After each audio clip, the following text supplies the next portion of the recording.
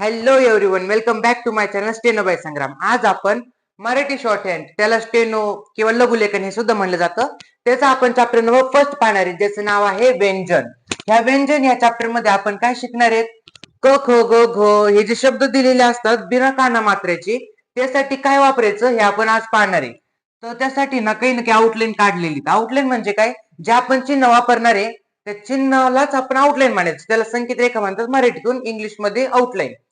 तर प्रत्येक शब्दाला काही ना काही चिन्ह दिलेले, तर ते कोणत्या शब्दासाठी काय चिन्ह दिलेले आपल्याला हे पाठ करायचंय. यात बाकी काही वेगळं नाही, काय हार्ड काही असं टॉपिक काही नाहीच आहे. फक्त कोणती तरी रेष आहे हे कशासाठी आहे हे आपल्याला शिकायचं, बाकी काहीच नाही. कोणतं चिन्ह कशासाठी हे ध्यानात ठेवायचं. ध्यानात ठेवण्यासाठी तुम्ही प्रॅक्टिस करायची. किती पेजेस? एक शब्द तुम्ही 2 पेज करा, 5 पेज करा, तुम्हाला जेवढे करता येईल तेवढे करा आणि मला कमेंट मध्ये सांगा तुम्ही किती पेजेस पाठ केले. ठीक आहे. त्यानंतर आता आपण लगेच सुरू करू. कोणत्या शब्दासाठी कोणती संकेत रेखा वापरतात. आता क ख. क ख हे पहिला शब्द आहे, तर यासाठी काय करायचं आपल्याला? एक आडवी रेष मारायची. सरळ संकेत रेखा ही पहिलं काय? सरळ संकेत रेखा आहे ना, म्हणजे काय? स्ट्रेट स्ट्रेट लाईन असणार आहे सगळीकडं. तर मग क ख पुसट काढायची, डावीकडून सुरुवात करायची, उजवीकडे ती संकेत रेखा न्यायची. जसं आपण लाईन मारतो वहीवर, तसंच आपल्याला एक रेष मारायची आहे आणि ती डावीकडून सुरुवात करून उजवीकडे न्यायची. त्यानंतर ती कशी काढली? पुसट काढली ना. जर मी ती जर डार्क केली तर ते होणार आहे ग घ. मग हे झालं क ख पुसट आणि ग घ डार्क. दोन्हीसाठी सेमच आहे, अंतर सेम, दिशा सेम, फक्त फरक काय असणार आहे? क ख कसं आहे पुसट आहे आणि ग घ असणार आहे डार्क. त्यानंतर आता च च आपण बघू.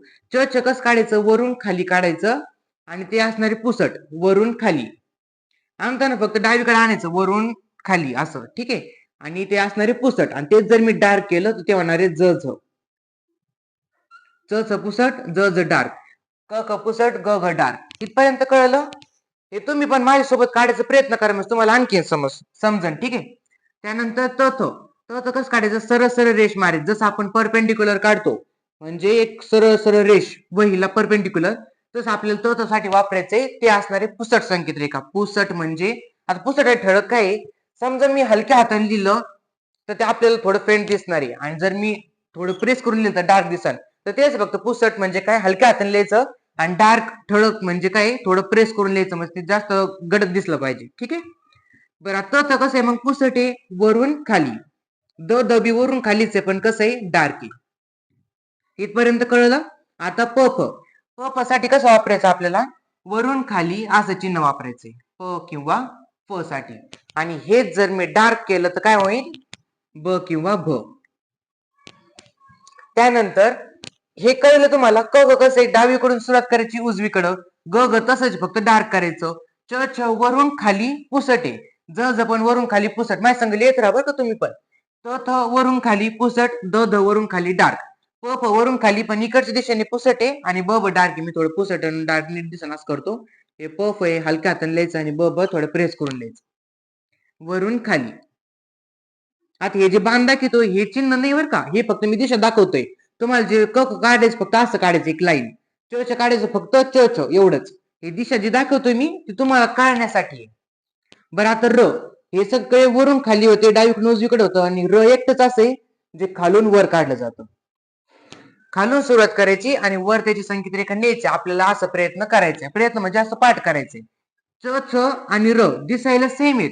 फरक काय असणार आहे? च च वरून खाली आहे, र खालून वर आहे, आणि च च पेक्षा र आणखीन जास्त खाली झुकलेला आहे. ठीक आहे. दिसायला सगळं सेम दिसते. जाऊ तुम्ही एकत्र काढणार जाऊ तुम्हाला कळण च छ आणि र मध्ये फरक आहे. ठीक आहे. इथपर्यंत होते सरळ संकेत रेखा. आता कोरकृती व्यंजन. कोरकृती व्यंजन मध्ये काय करायचं आपल्याला? हे कसं सरळ सरळ संकेत रेखा होती की नाही? सरळ संकेत रेखा. तर कोरकृतीमध्ये कसं असणार आहे? कर्व संकेत रेखा असणार आहे. ते कोरकृती व्यंजन म्हणून ओळखलं जातं त्याला. तर या सगळ्या शब्दांसाठी आपल्याला कोरकृती काढायचे. तर कसं काढायचंय? पहिले जे टठ आहे ना ते आपल्याला काढायचे सी सारखं. सी कसं असतं? वरून खाली आपण असं काढतो. फक्त सी पेक्षा ना स्लोप थोडा कमी द्यायचा. सी डायरेक्ट असं की नाही, आपल्याला ते थोडं कमी करून असं करायचं. हे झालं ट पुसट. आणि जर ड ढ कसं असेल? हे पुसट हे डार्क असेल की नाही, तर मग ड ढ हे डार्क काढायचं वरून खाली. आता न.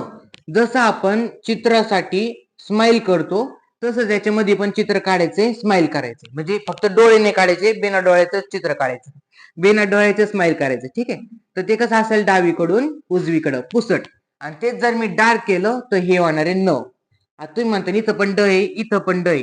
हे ड नाहीये, वाङ्मय मधलं जे न आहे ना ते असणार आहे. ठीक आहे, ते कसं काढायचं, डार्क काढायचं. आणि हे पुसट, ही संकेत रेखा थोडी छोटी दिसून राहिली पण छोटी नाहीये, सेम साईज आहे.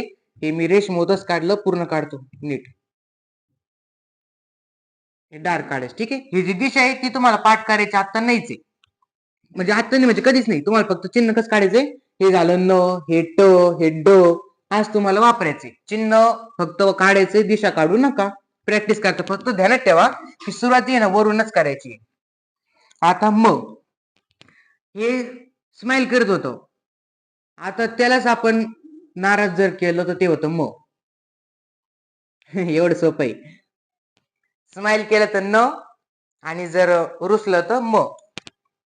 तर मग कसं आहे, डावीकडून उजवीकडेच काढायचं. आता तुम्ही म्हणता नाही वर गेले तर मग डावीकडून उजवीकडे का म्हणतात, कारण हे जे सुरुवातीच पॉईंट आहे, शेवटचं पॉईंट आहे एकाच रेषेमध्ये, त्यामुळे आपण डावीकडून उजवीकडे म्हणतो. म्हणजे तुम्हाला एकाच रेषेत त्याची सुरुवात आणि एकाच रेषेत त्याचं संपायचंय. ठीक आहे, शेवट दोन्ही पॉईंट, म्हणून डावीकडून उजवीकडे पुसट काढायचं. र साठी आता र दोनदा आलेली, एक इथं आणि एक इथं, तर दोन्हीसाठी वेगवेगळे शब्दचिन्ह आहेत, म्हणजे वेगवेगळे शब्दचिन्ह नाही, आउटलाईन आहेत, तुम्हाला दोन्ही वापरायचे. पहिलं र तास शिकलो, दुसरं असं आहे, थोडं पुढे न्यायचं आणि मग खाली आणायचं. पुसट काढायचं, पुढे न्यायचं थोडं आणि मग खाली आणायचं. लळ कसं आहे, खालून सुरुवात करायची आणि वर संकेत रेखा द्यायची, न्यायची.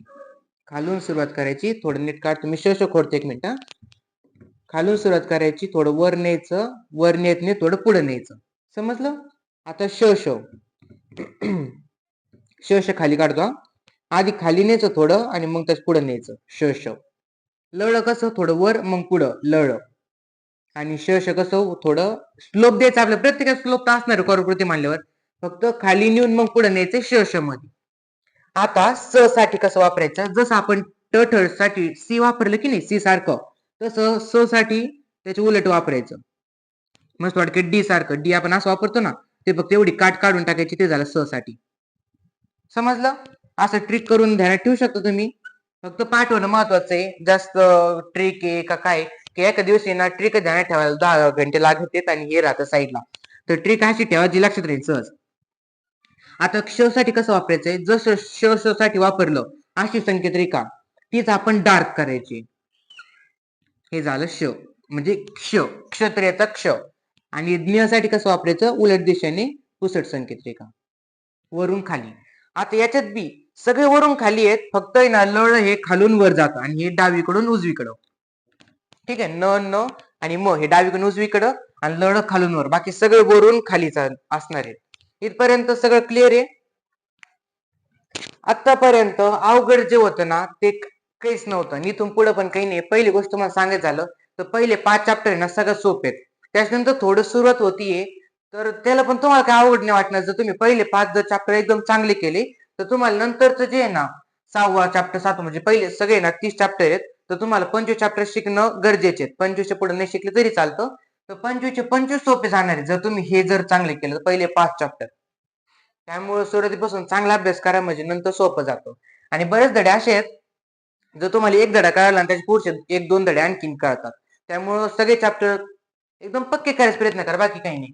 बरं, आता इतर व्यंजने हे 2 कळले, सरळ सरळ काढले, एकाच्यात काढले थोडे करू, म्हणजे करुकृती. आता इतर मध्ये काय करायचं आपल्याला, असं एक चिन्ह वापरायचं य. जसं आपण तुम्ही म्हातारीची काठी पाहता ना, तर ती तुम्ही आता पहा, नीट निरीक्षण करा. सुरुवात म्हातारीला नाही बरं का, काठीला निरीक्षण करा. तर ती जी काठीची सुरुवात असते ना, किंवा तुम्ही उलटी धरली शेवट, तर त्याला एक असं चिन्ह असतं ना, तर ते जर आपण इकडच्या दिशेने केलं तर ते झालं य, आणि तेच जर मी उलट्या दिशेने केलं तर ते झालं व. खालून वरच काढायचं, ही फक्त दिशा आहे, मी दिशा कट करतो सध्या, तुम्ही नीट बघा ती चिन्ह कसं आहे. आपण खालून वर काढणार आहे, पण कसं काढणार आहे, एक आधी अंकुश देणार आहे, याला अंकुश म्हणायचं, आणि मग सरळ संकेत रेखा द्यायची. य साठी इकडच्या दिशेने अंकुश दिसला पाहिजे आणि व साठी इकडच्या दिशेने. आता तुम्ही ट्रिक ध्यानात ठेवू शकता, मग तुम्हाला नाही थोडं कन्फ्युजन होतं याच्यात, तर असं ध्यानात ठेवा, य साठी कसं असं चिन्ह आहे ना, तर मग असं काढायचं, जे य मध्ये दिसतं ते झालं य. आणि व साठी कसं, व ला आपण काढताना असं काढतो ना, तर मग ते तसं ध्यानात ठेवा व. आता असं तुम्ही करू शकता. आता हे आमच्याच विद्यार्थ्यांनी सांगितलं होतं एक ट्रिक एका जणांनी, की ते असं ध्यानात ठेवते स्वतः. तसं तुम्ही स्वतःसाठी काही तयार करू शकता, मला सांगितलं तरी चालेल, म्हणजे मी पुढच्यांना आणखी सांगत जाईल. बरं, तुम्हाला जर माझ्याकडे क्लास लावायचे असतील तर आपण 1 एप्रिल 2026 पासून आपण स्टार्ट करीत आहे एक बॅच. तर त्याच्यामध्ये तुम्हाला जर जॉईन व्हायचं असेल तर तुम्ही मला सांगू शकता. जर तुम्ही जॉईन करायला 1-2 आठवडे उशीर जरी झाला तरी आपण ऍडजस्ट करून घेऊ, काही अडचण नाही. फीज वगैरे बाकी सगळं मी दुसऱ्या व्हिडिओ मध्ये सांगितलेलं, याच्यात नाही वेळ वाया घालत. जर क्लास लावायचा असेल तर करा, नाही तर तुम्ही कुठं लावा तरी काय अडचण नाही, फक्त अभ्यास जे काय असतो चांगला करा, माझे व्हिडिओ बघून करा. बरं, आता ह साठी काय वापरायचंय, एक आपल्याला गोल काढायचं आणि मग एक पुढं दांडी द्यायची. आता हे कसं दिसणार, 6 जसं आपण काढतो ना, तर 6 त्या प्रकारच हे हो दिसणार आहे. आता दुसरं एक प्रकारचं हो वापरतात, 2 प्रकारचे संकेत रेखा आहे. एक गोल करायचं आणि इकडं दांडी आणायची, म्हणजे आपण जसं एक काढतो तसंच फक्त इकडे दिशेने काढायचं, म्हणजे गोल काढायचं आणि मग इकडे दिशेने काट मारायची, असं काढायचं आपल्याला हो.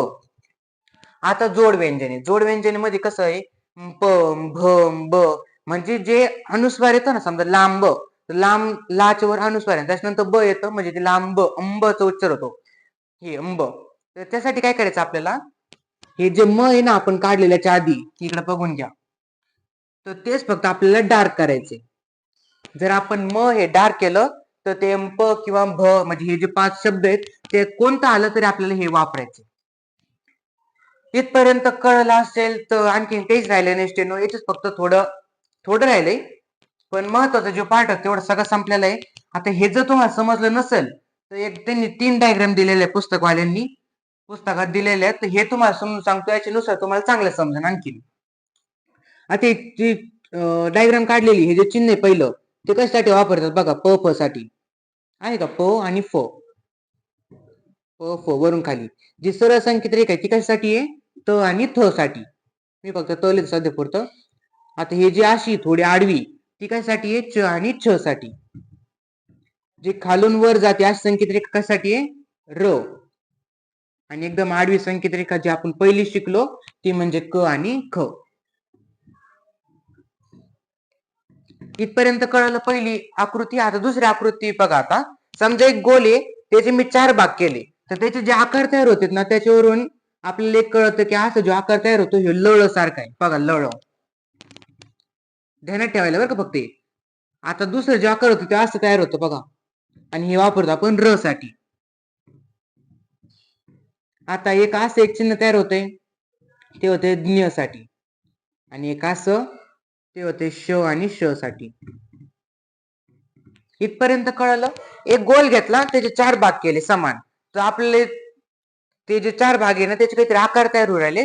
ते आकार आपल्याला असं दाखवतं की हे सारखे संकेत रेखा आहे. मग जे असे चिन्ह आहेत ते तुम्हाला ध्यानात ठेवायला सोपे जातील त्या आकारानुसार. आता म म्हणजे हे आकार बघा, आता हे असं म सारखं तयार होते, म्हणजे आपण इथं पाहिलं होतं ना सॅड सारखं थोडं चिन्ह, ते झालं म साठी. जास्त चिन्ह तयार होते ते होतंय स साठी. इथं बघा, स स इथं स, ठीक आहे. जे असं तयार होणारे स्माइल सारखं ते न साठी, आणि जे असं तयार होणारे ते ट ट साठी. समजलं? काही नाही, फक्त हे चिन्ह आहे, हेच आपल्याला पाठ करायचे ऍज इट इज. परत एकदा रिवाइज करतो. क क साठी वापरायचे पुसट संकेत रेखा, ग ग साठी डार्क वापरायची. दोन्ही पण कसे डावीकडून सुरुवात करायची आणि उजवीकडे ती संकेत रेखा आणायची. च छ आणि ज ज वरून खाली दोन्ही पण, च च पुसट आहे, ज ज डार्क आहे. त त पुसट आहे वरून खाली, द द डार्क आहे वरून खाली. प प पुसट आहे वरून खाली, ब ब डार्क आहे वरून खाली, आणि र एकटच असं आहे ते पुसट आहे पण खालून वर आहे, बाकी सगळे वरून खाली डावीकडून उजवीकडे. आता मी जे तुम्हाला शिकू राहिलो, हे शिकतच तुम्ही स्वतः वहीत काढून बघा, हे शब्द तुम्हाला काढायला जमतात का नाही. तर एकटी तुम्हाला काढायला गेले तर अवघड वाटेल, आत्ताच प्रॅक्टिस करायला सुरुवात करा लगेच. आता ट ठ कसं आहे, सी सारखं दिसणार आहे पुसट, आणि ते जर मी डार्क केलं तर ड ड दिसेल. त्यानंतर न न कसं स्माइल सारखं काढायचं पुसट, आणि ते जर डार्क केलं तर हे वालं न होते, आणि हे वाङ्मय मधलं न हे सुद्धा तेच होतं, ठीक आहे. आता म कसं होतंय, न च्या उलट, न इकडे असं वर दिसतंय चंद्रकोर, तर हे असं उलट करायचं फक्त म. र कसं आहे वरून खाली असं आणायचं, आपल्याला थोडं पुढे आणायचंय मग खाली न्यायचं. लळ खालून सुरुवात करून वर न्यायचं. हे जे एक एकटे आहेत ना, समजा ट ठ आणि ड ढ दोन साईड सेम आहे, तर पहिलं पुसट केलं, दुसरं डार्क केलं, तर हे जे एकटे एकटे आहेत यासारखं दुसरं काहीच नाही ना, तर हे फक्त पुसटच काढायचं. आता श श वरून खाली पुसट काढलं, स वरून खाली पुसट काढलं, ट ठ पेक्षा ते कसं होतं, उलट होतं. आता क्ष कसं आहे, वरून खाली श शवणीचं फक्त कसं आहे, डार्क आहे, आणि न वरून खाली पुसट इकडच्या बाजूने. आता डार्क कोणते कोणते त्याला मी बॉक्स करतो, तुम्ही पण करून घ्या, म्हणजे तुम्हाला समजून कोणते कोणते डार्क आहेत. ग ग डार्क आहे, ज ज डार्क आहे, द द डार्क आहे, ब ब डार्क आहे. पहिल्याच्या तेवढेच आहे. नंतर ड ढ हे न आणि क्ष इतकेच डार्क आहे. बाकी जे बॉक्स मध्ये नाही आहेत ते सगळे कशात पुसट आहेत. हे सगळे पुसट बघ र, आधीच केलं नाही तुम्ही, याला पण डार्क समजता. जे बॉक्स मध्ये केले ते डार्क आहेत, बाकी सगळे पुसट आहे, आणि हे सुद्धा एक डार्क आहे, हे सगळेच. ठीक आहे, इथपर्यंतच होता आता चॅप्टर. फक्त एक आता एक महत्वाचं पॉईंट राहिलेलं आहे, तेवढं झालं की चॅप्टर संपलाय. एकदम छोटा पॉईंट आहे, पण हे जर तुम्हाला अवघड वाटत असेल तर मी सांगतो की 1-1.5 महिना तुम्हाला किती अवघड वाटू, स्टेनो हे सोडून देऊ नका. 1-1.5 महिना बळच काय ना करा, कारण सुरुवातीला सगळ्यांना सोपं नाही जात, सगळ्यांना अवघडच जाणार आहे प्रत्येकाला, पण नंतर नंतर ते सोपं जायला लागतं. नेमकं आपण जेव्हा सोपं जाईल ना तेव्हाच आपण सोडून देत असतो. म्हणजे जेव्हा आता तुम्हाला 1-1.5 महिना तुम्ही बळबळ करणारच आणि नंतर नेमकं सोडून देणार, तर तेव्हा तुम्हाला सोपं जायला सुरुवात होणार आहे त्याच्यानंतर. त्यामुळे सोडून नका देऊ, बाकी काही नाही. बरं, आता मी जर म्हणलं तुम्हाला ही संकेत रेखा काय, तर तुम्ही काय म्हणणार, क क ख. मी जर पुसट काढली तर आणि डार्क केली तर ग ग. पण मी म्हणलं ते क आहे का ख आहे, याच्यापैकी कोणतं, हे जर सांगा मला, तुम्हाला सांगता येईल का आता? नाही येणार ना. तर त्याच्यामध्ये आपल्याला एक फरक करायचा आहे. क साठी अशी संकेत रेखा वापरायची, ख साठी पण अशीच, पण ख आहे ना सुरुवातीला एक काट मारायची. ख साठी सुरुवातीला एक काट मारायची. त्यानंतर ग आणि घ, ग डार्क काढायचं आणि घ बी डार्क काढायचं, फक्त सुरुवातीला एक काट मारायची. जिथं सुरुवात होईल ना, तर पुढच्या शब्दाची जिथं सुरुवात होईल तिथं आपल्याला फक्त काट मारायची, बाकी काहीच नाही. आता तुम्ही सांगा, च छ पैकी दुसरा शब्द कोणता आहे? छ आहे, आणि छ ची सुरुवात कुठून होती? वरून, तर मग वरून काट मारणार. हे झालं च, हे झालं छ. आता एक दुसरं उदाहरण घेऊ, ट ठ. तर ट ची सुरुवात म्हणजे ट हायतच राहील, आणि दुसरे ठ, ठला कुठं काटणार? जिथं सुरुवात होती. सुरुवात कुठून होती? वरून होती ना, मग वरून काटायचं. आता लळ, लळ ल असंच असणार आहे, आणि ळ कस काढायचा? सुरुवातीला सुरुवात होती ना खालून, तर खालून एक काट मारायची, बाकी काहीच नाही. सुरुवातीला काट मारायची, एवढे एक टॉपिक होता, बाकी काहीच नाही, संपलं. दुसरा जो शब्द आहे त्याच्या सुरुवातीला काट मारायची. म्हणजे आता तुम्हाला प्रत्येक शब्दामध्ये फरक कळायला. मी जर म्हणलं क, तर तुम्ही बरोबर क काढणार, फक्त ख म्हणलं तर फक्त ख काढणार. तर मग तुम्हाला अशीच प्रॅक्टिस करायची, काट मारून सुरुवातीला. नंतर नंतर तुम्ही काट मारे सोडून जर दिलं तरी चालतं, कारण नंतर नंतर कोण नाही मारी, पण सुरुवातीला अशी प्रॅक्टिस करा. ठीक आहे, नंतर म्हणजे कन्फ्युजन नाही होणार, बाकी काही नंतर सोडून दिलं तरी चालतं. बरं, आता याच्या मध्ये काही नाही राहिलं, फक्त 3 शब्द आहेत, अधोगामी, ऊर्ध्वगामी, अग्रगामी. ध्यानात नाही राहिले तरी चालेल, पण मी सांगतो का, कारण हे जे संकेत रेखा आपण वरून खाली डावीकडून उजवीकडे असं काढलेत ना, तर जे वरून खाली आहेत ना त्यांना म्हणायचं अधोगामी, जे खालून वर आहेत त्याला म्हणायचं ऊर्ध्वगामी, आणि जे डावीकडून उजवीकडे त्याला म्हणायचं अग्रगामी. हे नाव ध्यानात नाही ठेवलं तरी चालेल, फक्त ध्यानात ठेवा. म्हणजे पाठ ध्यानात राहिलं तर ठेवा, नाही राहिलं तर एवढं काही टेन्शन नाही. वरून खाली, खालून वर आणि डावीकडून उजवीकडे एवढं तरी कळलं पास झालं. संकेत रेखा पाठ करताना कसं पाठ करायचं, फक्त चिन्ह पाठ करायचंय. पेन्सिलनी प्रॅक्टिस करा, म्हणजे डार्क फिक्क जास्त कळतं. बरं, पाठ करताना कसं फक्त असं करायचंय, चिन्ह सोबत पाठ करायचं नाही, फक्त असं पाठ करायचंय. समजलं? डार्क फिक्क नीट लक्षात आलं पाहिजे. दिशा क ख असं आहे तर असं काढू नका, कारण तुम्हाला नंतर ते चूक होणार, तुम्हाला नंतर काही जमणार नाही. आणि जर तुम्ही, मी म्हणलं क ख असं आहे आणि ग ग कसं आहे, डार्क आहे, तर तुम्ही असं डबल डबल गिरवायचं नाही. एकदाच काढायचं, फक्त प्रेस करायचं, डबल डबल गिरवायचं नाही, त्यांनी चुका होतात नंतर. आता तुम्हाला काही जाणवणार नाही, पण नंतर तुम्हाला अवघड वाटेल. मग त्यापेक्षा जे सांगतो ते करा. वाटलं सगळे एकदा टिप्स वगैरे सगळे लिहून ठेवा, मी जे सांगन ते. बरं, पहिल्या चॅप्टर समजलं सगळं? जर समजलं असेल तर लाईक करा, मला बाकी काही लागत नाही, लाईक आणि सबस्क्राईबच लागतं. आणि जर क्लास लावायचे असतील तर मग तुम्ही कॉन्टॅक्ट करा. जर तुम्हाला व्हिडिओ पाहायला उशीर झाला असेल तर मग एकदा विचारून पहा, जर बॅच चालू असेल तर मग तुम्हाला त्याच्यात जॉईन करायला. बर चला, चॅप्टर संपला. आता पुढच्या चॅप्टर मध्ये आपण बाकी काही नाही शिकणार, फक्त हे एकटे शब्द शिकले तर ते जोडून काढायचं आपण शिकणार आहे दुसऱ्या चॅप्टर मध्ये, बाकी काही नाहीये. आज जर तुम्हाला हे डाऊट असेल अभ्यास कसा करायचा तर मी तुम्हाला एक व्हिडिओ देतो, याच्यावर क्लिक करून तुम्ही पाहू शकता. Okay bye.